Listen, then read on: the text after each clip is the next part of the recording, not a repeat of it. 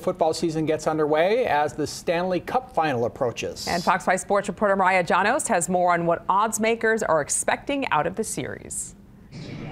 Just two teams left standing in the quest for the Stanley Cup, the Edmonton Oilers and the Florida Panthers. This series expected to be very chippy and very intense. And while it is still days away, the sportsbooks have not seen much action yet, but they expect that to change.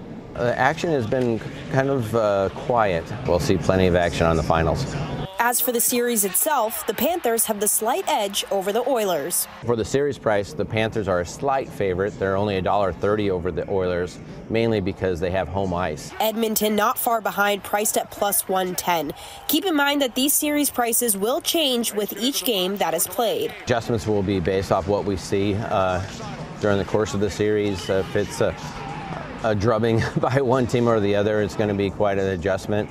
But then again, if it's a tightly contested game and it goes into overtime or a one-goal game, then there's going to be a minor adjustment. During the playoffs, books typically see the zigzag theory come into play, meaning whoever loses game one, people will bet on that team for game two.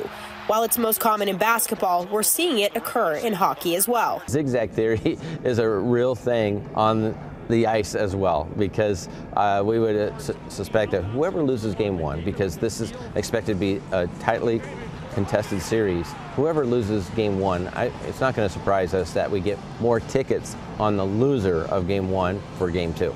So game one of the Stanley Cup final between the Oilers and the Panthers is going down this Saturday. It's a 5 p.m. Pacific puck drop, so you have plenty of time to get to the betting windows or pull up your app and place a wager. From the Superbook, I'm Mariah Janos, Fox 5 News Local, Las Vegas.